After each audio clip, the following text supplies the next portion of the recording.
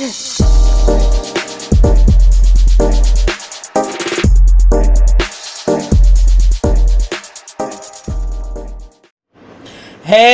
what's up everybody? Welcome back to KRS TV. This is your boy Kenny, and this is the Haves and the Have-Nots Season 6, Episode 33, and this is the season finale, and the name of this episode is Exhausted.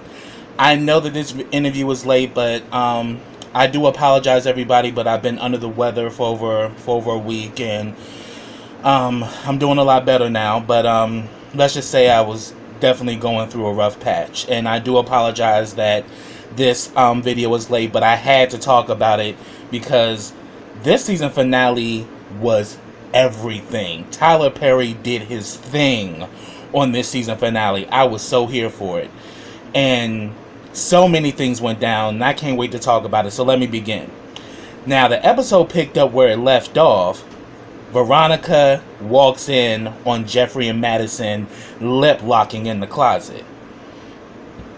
So they go back and forth, and from the conversation we find out what Jeffrey found out in Erica's purse. He found out that both Veronica's number as well as Candice's number was in Erica's database. So he knows that Veronica was behind setting up David with Erica.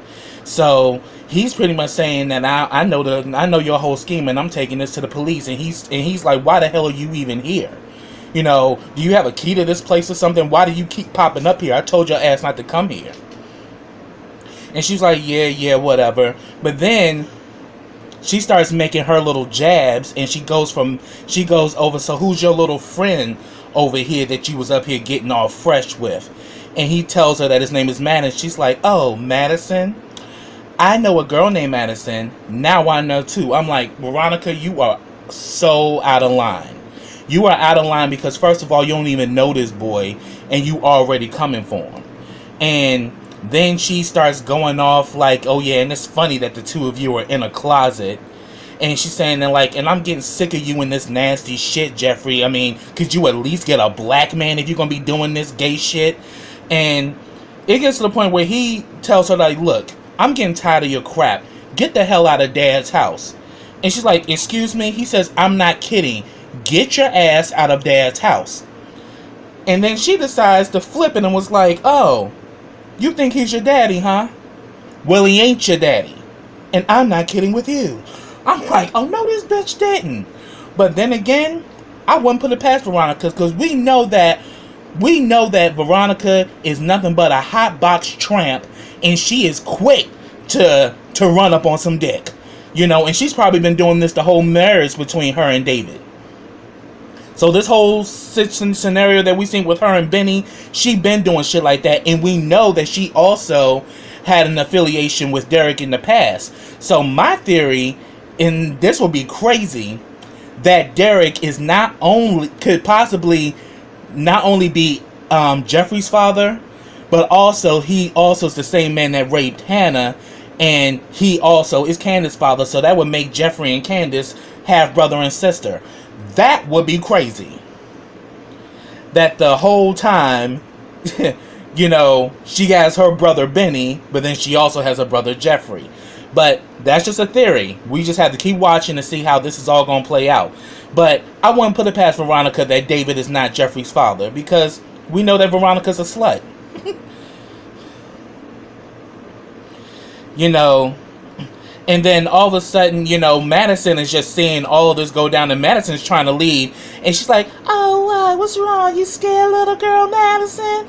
I'm like, see, you deserve everything you get now, because Madison has nothing to do with this. He's an innocent bystander. And then Jeffrey, with his crazy, psychotic ass, starts trying to kiss up on Madison to, you know, to get under Veronica's skin. And then Madison is like telling Jeffrey to stop this. This is not right. You need to cut it out. And I'm like, seems to me that this is the only sane guy that Jeffrey's ever dated. Because we know Landon ain't sane. Landon going over a man that don't even want his ass. And we already know Justin, aka Glenn Close, we know that bitch is psychotic. So Madison is probably the only guy that is sane, that has dealt with Jeffrey. But I'm thinking after this whole situation, he may rethink about dealing with Jeffrey, because yeah, dealing with Jeffrey is dealing with a bunch of drama, because Jeffrey is a drama queen. So then Jeffrey starts putting it together. Oh, I know why your ass is here. Your ass is here because you wanted to get this information from Erica, you know, tying you to her. But I got it, and I'm going to the police with this, and it's going to be the bomb, and I'm going to drop the bomb. And she was like, yeah, and if I had a bomb, I would blow all that gay shit out of you. I was like, whoa. And he pretty much tells her that, look, you better get your ass out of here, or I'm going to drag you out of here. She's like, oh, drag. I guess you do know your slang. Go ahead, girl, drag me. So they got going back and forth, and the next thing you know, they start pushing and shoving, and the next thing you know, we see that Veronica falls over the banister. Ah! Boom! On some damn boxes. I don't think Veronica's dead, but from that fall, she ain't walking no time soon. But I have to say, she has some nice ass shoes on. So then down at the precinct, George is pissed. He is irate, and he's flying off the handles. And soon Sarah comes in and finds out. She's like, what's going on? And he says that evidence is missing. You know, I had everything all set up to take down Jim Cryer, and the evidence is missing. The actual bullets from the gun have gone missing. And we see that there's somebody on the computer, and Sarah's like, well, what's going on here? She says that, look, we're looking at the surveillance to see who could have taken this. So she knew that there was cameras outside, but didn't know there were cameras inside. And he says, yes, there's cameras that can see every single row. We going back on the footage to see what happened to that evidence. And lo and behold, they get the scoop, and they actually see Sarah taken from the evidence box, and they all look at her like, girl, is that you? I'm like, damn, Sarah, you are done. Through. And I'm gonna get to more because she does come back later.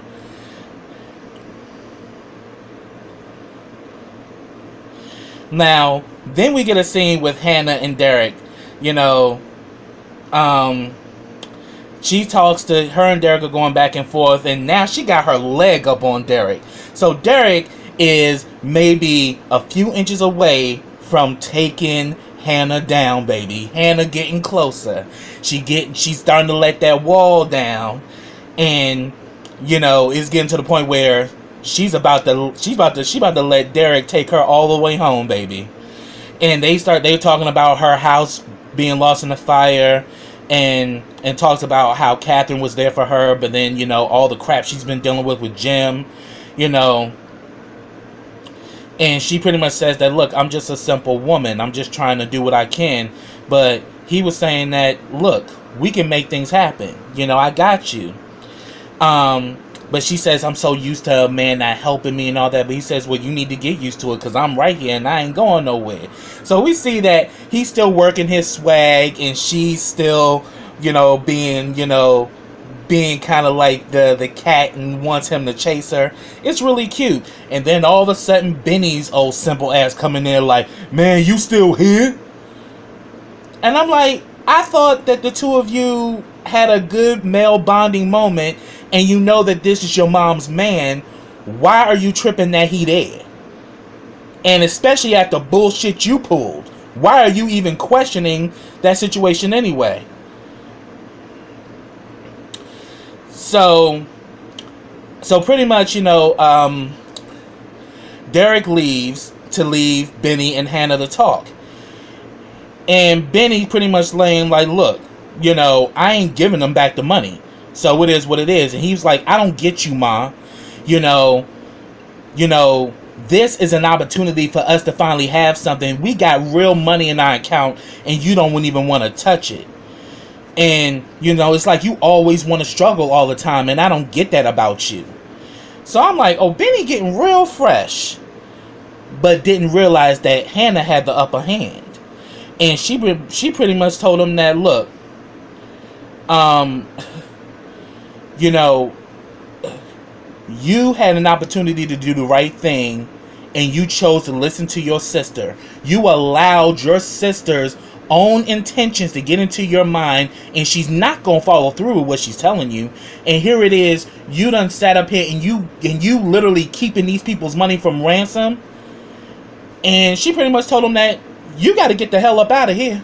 You can't live here no more. If you can't do right under my roof, you can no longer live here. And he's going back and forth like, you gonna put me out? She's like, yeah, if you can't give them back their money and do what's right, no, you can't live here. And Benny is such a fucking idiot. Do you really think you gonna sit there and still live in Catherine Cryer's house and you're holding her son's money for ransom?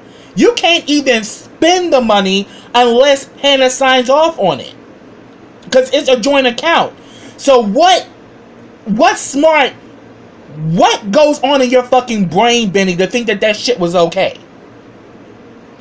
And then you listening to damn Candice talking about something, we can take a loan against the account, but are you counting the interest? Obviously you're not, because you actually owe interest on that money you owe that you borrowed from the loans, and they got a hit out on your ass because they want that interest money. So you make all these damn moves by keeping that damn money, didn't do a damn thing to help you. And Hannah's just to the point where she told him his ass, oh, you got to get the hell up out of here. He's like, well, who gonna look after you? What if that guy comes back? She says, Derek will look after me. Get the hell out. And he's like, well, fine, I'll go pack my things. She's like, oh, no. Your shit is already over there packed. That box, yeah, everything you came in here with is in that damn box. Take it and get the hell out of here. Man, Benny was so hurt. Benny was hurt. And I'm like, good for your black ass, because you should have given the money back. You can't do shit with it. So you deciding not to sign off on it. And then on top of it, then like Jim like went off and cursed her out off of some shit that you did. Yeah, I would have put Benny's ass out too, because Benny's a fucking idiot.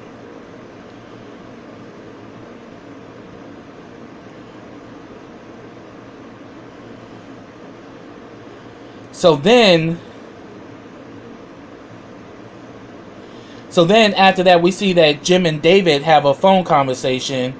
You know, he pretty much tells him that, you know, I got a problem on my hand. Wyatt is back. And, you know, I got 2 bodyguards on him to make sure he don't leave the premises. And then they also talk about Veronica, and David lets him know that, oh, yeah, the FBI is onto her, so she's not going to get away this time. And all of a sudden Jim was like, oh, really? Well, I really feel sorry for what's about to happen to her. And Dave was like, yo ass ain't fucking sorry, nigga. Stop lying. Like, I just thought that was hilarious, because you know Jim can't stand her ass. So then we see, after he gets off the phone with her, we see Miss Catherine Cryer coming down in her freakum dress like Beyonce, you know, nice and blue, and the girls are out, you know, got her hair up, looking like $1,000,000. And he's like, where the hell you think you're going? She says, I have a meeting. You know, and she's like, oh, and you got a new perfume too. She's like, yeah, it's called Out with the Old and In with the New. I'm like, Catherine Cryer wasn't playing. She was going to slay. So she leaves, and then here go Wyatt with his messy, sorry ass talking about some, oh, Dad, you know she's having an affair, right? And he's like, what the hell you talking about? He's like, I listened to her on the landline. It's some guy named Broderick. That's who she's dating, and you know, that's who she's gonna see. You know, he's a manager at the hotel. Oh yeah. So what's gonna happen, Dad, when she decides to go be with him? And what's gonna happen between, you know, your money and my money? You know, how we're gonna live now? And he says, Wyatt, shut up. And besides, he can have her. And then and then they go back and forth or whatever. And he was like, so I'm up here helping you, and you're still gonna keep me here with these 2 guys? And he was like, well, yeah, and according to how I found you in the prison, I thought you would be into that sort of thing. And then Wyatt's like, I'm like, yeah, bitch, yeah, okay, yeah, he got your number because you was about to suck off Justin for some grade A heroin that was about to kill your dumb ass. Fucking junkie. Anyway, but they go back and forth, taking shots, and he's saying that, look, I don't have no problem if you are that way. I'm okay with it. But the problem is that here it is, you were literally about to lower your self-respect and your standards just for drugs. So we definitely can see that, he's clean now, but he's still anxious to get out of the house.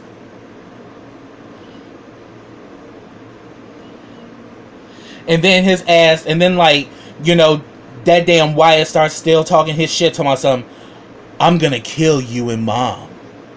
I'm gonna murder you. And Jim was like, again, when you're gonna kill somebody, don't bitch around about it. You do it. So he just blew Wyatt off like, why are you just talking off my ass? He's like, I'm gonna kill you. He said, just do it then. What the fuck? You up here still saying, I'm gonna kill you and I'm gonna kill Mom? He's like, then kill us then. Like, because he says if you're a real killer, you ain't gonna say you're gonna kill somebody, you just gonna kill them. So I thought that was pretty funny. And then when in the midst of all that, that damn Sarah comes in. Sarah is saying that, look, they have the evidence. They know that I took the bullets. They're onto us, Jim. They're onto us. And Jim takes her into another room. And also remember, Wyatt is still listening upstairs. So probably Wyatt knows everything that's going on. So Wyatt can use a lot of this shit against him if he gets in front of George. Because Wyatt got it out for both Jim and Catherine. So he takes her into a room and he's saying that, what the hell are you doing? He's like, look, they have the evidence. They know what we did. They know that I have, they know that I actually have that I took evidence from the evidence room. They know everything. And Jim, being the crooked motherfucker he is like, I don't know what you're talking about, Sarah. I don't know why you're here, Sarah. What do you mean, Sarah? I don't know what you're talking about. And then the next thing you know, he rips open her blouse and she's like, and he sees that she's wired. Yeah, as I said before, Sarah, I don't know what you're talking about. And she's like, look, I'm sorry, they made me do it. They made me do it. Like, Sarah, you need to get out of here. I don't know what you're talking about. I don't know why you're coming to my house with these accusations. And he literally just pushed her out the door. And I'm like, bye, bitch. Because, see, goes to show you, when you actually earn your place in life, can't nobody hold nothing over your head. Sarah has been a pawn the entire time because he had something on her. As a matter of fact, he pulled strings to get her to where she is. So he was always dangling something over her to get her to do his bidding. And Jim is that kind of person that he'll use you as a pawn, throw you away and keep it moving. He says, I'm still standing. I don't care if you stand or not. You serve my purpose and I don't need you no more. So he just practically threw her to the wolves. So Sarah got what the fuck Sarah got exactly what she deserved. Because, as I'm saying, screwing your way to the top will get you there, but it won't keep you.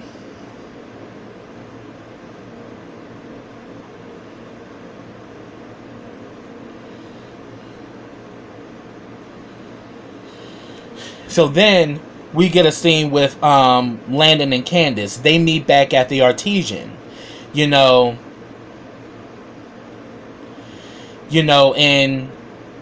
pretty much Landon just kind of like goes in on her ass. He was like, why are you so stupid to not want to be with somebody so kind and caring as him?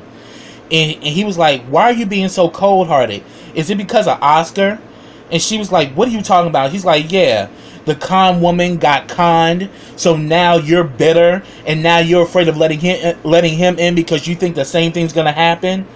Well, I'm trying to let you know this man is in love with you, and you just need to trust it. I mean, you're gonna be first lady. Like, why would you want to walk away from that? And then she was like, well, why did you tell me about what he did to that other girl? Why did you lie to me about that? He says that, look, you're a hustler. I had to speak your language to get you on board. But I'm trying to let you know, like, look at that man. And then we see him walking with the committee. He has a whole committee of people behind him. And she was like, tell me you don't want to be a part of that. You mean to tell me this is everything you've ever wanted? You know, and this man is crazy about you, and you know you're crazy about him, and that's the reason why you're so rejecting this, because you're afraid that you have to be open and let him in, and you're afraid of doing that. But you need to talk to him. You need to sit down and tell him, you know, be honest with him, be open, you know. So, and you're talking about you're scared. He's scared too. And he talks about you all the time. All the time. So, she pretty much says, okay, fine. She decides to go and talk to him. And she's like, you better not be lying to me. And as soon as she walked off, we see this fool sit back and was like, and look, now I'm sending this bitch to the man that I love. I'm like, Landon, if you don't get off of your soapbox, crazy bitch. Shout out to James Caldwell. Like, if you don't get off your soapbox with your bullshit, because at the end of the day, Charles don't want you, honey. Charles don't want to get drunk with you no more, and Charles don't want to and Charles no longer didn't want to let you take off his shoes. So at the end of the day, get the fuck on with your bullshit, Landon. Just as simple. And that just bothers me, because like, how can you be with somebody how can you pawn and want somebody that don't want you back? Why would you waste that kind of energy? Crazy. So then we see Catherine goes to see Broderick. She got her on her blue freakum dress, ready to serve up that coochie on the late night. And then all of a sudden, you know, he pretty much decides that he gonna come clean and lets her know, I run the prostitution ring. You know, and I run it with Candice Young and everything, and you know, and pretty much Catherine was like, oh really? You're fired. And he was like, oh, I don't think so. See, I brought you around with the intention of saying that, you know, I can say that you sexually harassed me, and I will make sure I'm protected. You just can't get rid of me. And she says, first of all, you're fired. And second, I'm not somebody you want to mess with. See, I'm the kind of bitch that will either have you murdered or I'll do it my damn self. And I'm like, you better heed that warning, because we already see that she done took out Jennifer Salison with her high heels pointed to the moon. Like seriously, like, yes. You know, Jennifer Salison is dead, buried, and stinking, and Catherine put some holes up in her ass. So she says, oh, but I came here for some, you know, for some D. You're gonna give me the D. She took off that dress. She says, take your clothes off. You ain't moving fast enough, and get in here and give me what I want. I'm like, okay, Catherine, done flipped it on the old boy. Like, yeah, you really think a person of that, he thought that she was gonna be an easy, you know, an easy target. He now realizes that you're going to continue to run this thing until I tell you to shut it down. But in the meantime, I came here for the D. Come in here and give me what I'm asking. Come here and get me what I want and make me satisfied. I'm like, I ain't even mad at you, Catherine. Catherine pulling pimp moves. So then, we see that Mitch is talking to his family. Mama Rose does not want to talk to him. And she's pissed, and the hit is still out on Benny. If Benny don't come up with that interest, Benny's dead. So Mitch calls Benny to let him know that, look, my grandma's pissed. She's not gonna back off. You need to stay somewhere safe. And he was like, well, my mom put me out. This fool got put out and was sitting on the front porch. The boy didn't move. Sitting out there with his box, just sitting on the front porch.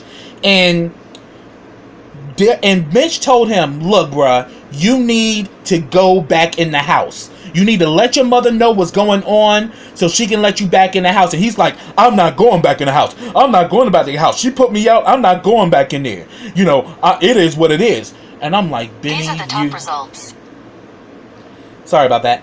And I'm like, Benny, you fucking idiot.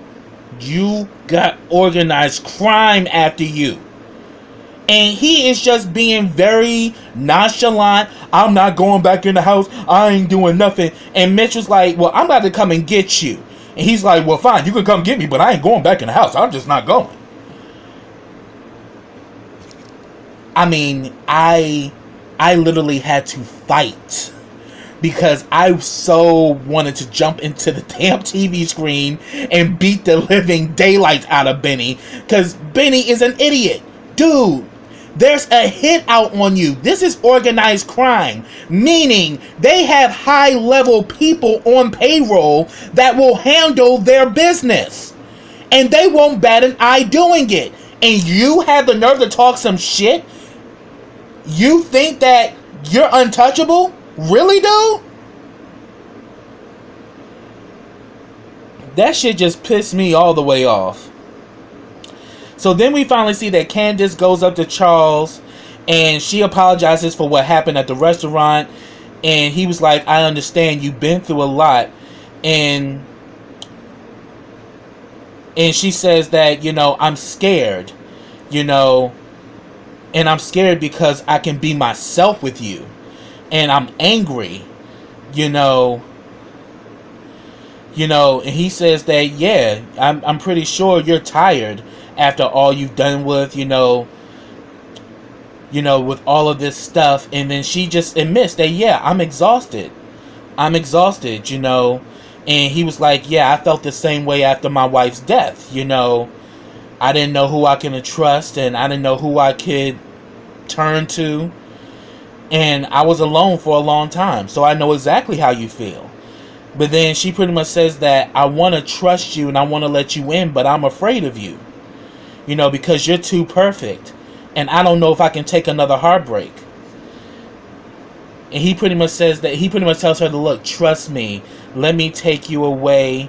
You know, I want you now more than ever. And the next thing you know, they get it on. You know, he literally pulls up the dress and takes it out, and they go to town. You know, it was like something out of Pretty Woman, honey. That's exactly what I got. Pretty Woman tease. So then we see Hannah watching TV, getting her life. She gets a call from Mitch. Mitch is saying that, look, Benny has gotten into some crazy situation with my family. You need to get Benny in the house. And she's like, what did he get involved in? She says, I can't tell you that right now. Get Benny in the house because Benny is not safe outside. Oh, she go outside, look around, and look down. Benny is shot the fuck up, and he not even breathing. I'm like, yeah, bitch. Benny got exactly what he deserved. And I'm sorry, y'all can be mad at me for saying this shit, but I'm gonna keep it 100. Benny deserved to get got. He deserved every damn bullet that hit his ass. Because everybody's been trying to tell him shit. He don't want to fucking listen. He think he know everything and he don't know shit. So you literally put yourself in danger. Mitch is a part of the Malones and he knows how his family operates. And you telling him what you not gonna do. And now you shot up and you're damn near dead. Because he wasn't breathing. But I say that, Tyler, if you choose to keep Benny alive, Benny needs a complete overhaul. Because Benny's bullshit is what got him in this situation. Him involving himself with organized crime. Him trying to hold the criers money for ransom. Him constantly falling for Candice's schemes. And then get mad when he gets screwed. And then he want to team up with Hannah. You know, always going back and forth between the two of them. Benny got his. And I was like, that is the way to end the finale. Benny shot the fuck up. And he damn near, and he's pretty much not breathing. So it could go either way. So definitely tune back in on January, because that's when the show comes back. But yeah, I was so here for that, because I was like, Benny, you got what you deserved, you dumb ass. And I don't feel sorry for Benny at all. I don't. Now, if he lives or dies, I'm good with either one. So that's what I have, y'all. If I missed anything, put it down in the comments. I'd love to talk to you about it. But subscribe to my channel. Click that bell so you can get notifications every time I drop a video. Also, follow me on all of my social platforms. I have them all listed in the description box. Also, like this video, comment on this video, and share this video. And I'll be back with the Have and Have Nots back in January. So until then, everybody, take care.